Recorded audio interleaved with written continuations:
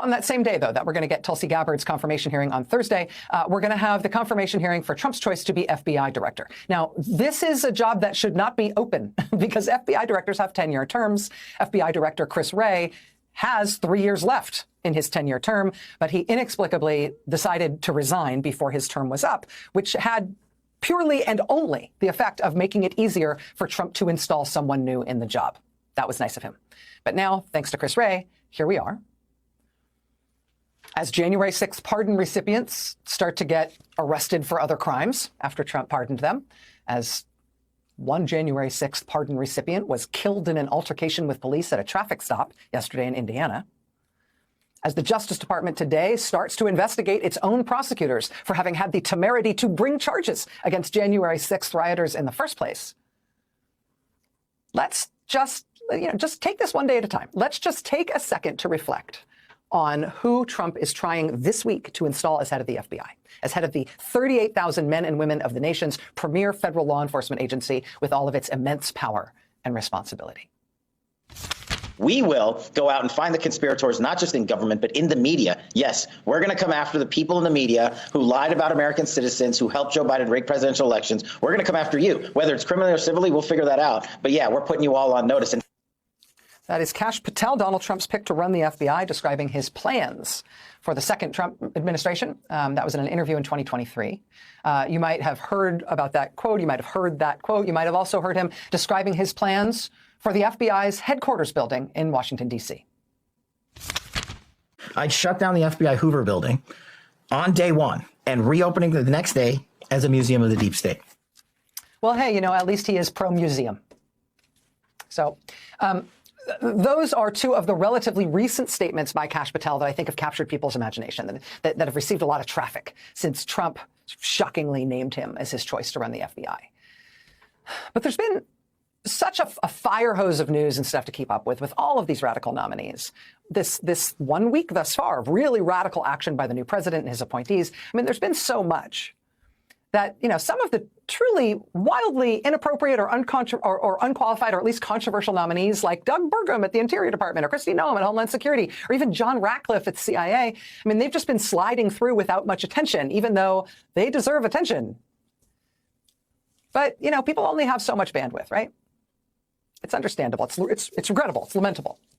But it's understandable. That said, for the FBI specifically, given what Trump is already doing with law enforcement and the Justice Department and the pardons of all the people from January 6th, this is just one that I feel like we can't afford to let melt into the sauce, right? Let's just look at a few other things about Kash Patel ahead of his confirmation hearings this week. Here's one thing. This is not actually the first time Donald Trump has tried to install Kash Patel in a high-ranking position in the FBI. In the final months of Trump's first term, you might remember that Trump reportedly tried to make Kash Patel FBI deputy director. That effort did not go well. Trump's attorney general at the time, Bill Barr, says he told the White House Kash Patel would be made FBI deputy director, quote, over my dead body. Bill Barr wrote in his memoir, quote, Patel had virtually no experience that would qualify him to serve at the highest level of the world's preeminent law enforcement agency. The very idea of moving Kash Patel into a role like this showed a shocking detachment from reality. And that was when Trump wanted him as the number 2 guy in the FBI, let alone the director. But okay, that's just one senior Trump administration official. Bill Barr doesn't have that much credibility with any group of Americans at this point in our political moment in America. Set aside Bill Barr. What about other Trump appointees who worked with Kash Patel? Well, Trump's deputy national security advisor, who worked closely with Kash Patel, he had this to say, quote, he's absolutely unqualified for FBI director. He is untrustworthy. It is an absolute disgrace to American citizens to even consider an individual of this nature. That's Trump's deputy national security advisor. And he's untrustworthy. This is kind of a theme in descriptions of Kash Patel from people specifically who worked with him in the first Trump term. Several former Trump officials say that Kash Patel had a tendency to embellish, to mislead. I think the word you're looking for here is lie about important stuff. John Bolton, who you just saw on this evening with Jen Psaki here on MSNBC, he was Trump's national security advisor, so therefore effectively Kash Patel's boss when he was at the National Security Council. He described him tonight on MSNBC with Jen Psaki as a, quote, climbing weed. He says Kash Patel falsely claimed to have been in charge of a whole directorate at the National Security Council when he was not. Bolton wrote in his book, quote, his puffery was characteristic of the resume inflation we had detected when Trump pressed him on us. We found he had also exaggerated his role in cases he worked on as a Justice Department lawyer.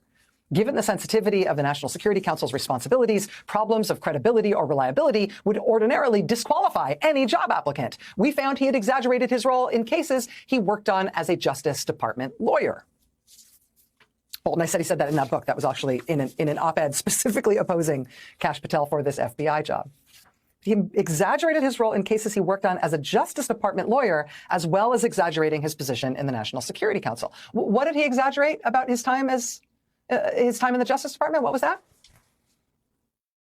I was the main justice lead prosecutor for Benghazi. No kidding. Actually, yes, kidding. Hopefully he was kidding, because it's definitely not true. New York Times, quote, Mr. Patel has repeatedly claimed that he was the lead prosecutor in the government's pursuit of the perpetrators of the 2012 attack on a U.S. diplomatic compound in Benghazi, Libya, which killed 4 Americans. In reality, quote, he had no role on the Benghazi trial team.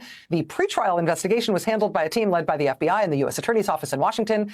In his capacity as a junior prosecutor, Mr. Patel routed arrest warrants and the like up the chain for approval. Quote, Mr. Patel took a junior position in the counterterrorism section in late January 2014, well after the Benghazi investigation started. He left the department in April 2017, about 6 months before the first Benghazi case went to trial. What was it that he said? He said, I was the main justice lead prosecutor for Benghazi. Asked by Mother Jones Magazine about Kash Patel's claims to have led the Benghazi prosecution's efforts in D.C., a former FBI special agent who was on that investigation for years responded, quote, quote, oh my God, comma, no. Oh my God, no. Despite that, because sure, why not, a Trump transition spokesman recently insisted that Kash Patel was, in fact, assigned as the lead Benghazi prosecutor. Because that's their line and they're sticking to it. Here's another one. A longtime Trump advisor tells The Atlantic magazine that, quote, he had been in Patel's presence more than once when Patel claimed he was the person who, quote, gave the order for U.S. forces to move in and kill the ISIS leader Abu Bakr al-Baghdadi in 2019.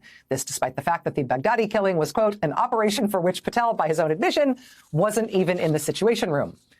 Asked about this, Patel said through his spokesperson, Trump made that brave and courageous call. Yes, but what about the reports that you repeatedly claimed that you were the one who made the call, that you, quote, gave the order? What about that? On the issue of January 6th specifically, as the Justice Department today is trying to fire all the prosecutors involved in the federal January 6th case against Trump, as they are opening an internal investigation into the prosecutors who brought cases against the rioters at the Capitol, have you ever heard what Kash Patel says himself about January 6th? About what that was? Well, first of all, I should tell you that Kash Patel is credited officially as the producer of the January 6th anthem, the rendition of the Star-Spangled Banner sung by a group of imprisoned January 6th defendants, overlaid with Donald Trump reciting the Pledge of Allegiance. He's the producer of that hot track. This is who Trump wants to be put in charge of the FBI. Kash Patel says it was the FBI that was behind January 6th in the first place. What you need to show is whether or not the FBI and government agents were using undercover operatives and informants on the day of January 6th. So once you prove that, then you defeat the insurrection narrative with the FBI's own documentation. Forget what the videotape shows. I started smirking and rolling my eyes. And what I meant to convey with that is, come on, we know they were involved. No, look, I totally clarify, agree. Though. Yeah. I'm not saying I know definitively. It looks like you have a preponderance of evidence suggesting there may have been federal law enforcement involved in making that thing happen. I'll get you beyond a reasonable doubt. Federal law enforcement involved in making that thing happen. No. I'll get you beyond a reasonable doubt. Meaning we'll criminally prosecute them for it, presumably, right? That is Kash Patel on a podcast, by the way, that according to a recent Justice Department indictment was secretly funded by Russian state media as part of a Kremlin influence operation. Neat. The host of that podcast has said if those allegations are true, he was deceived about the funding. But there he is with Kash Patel.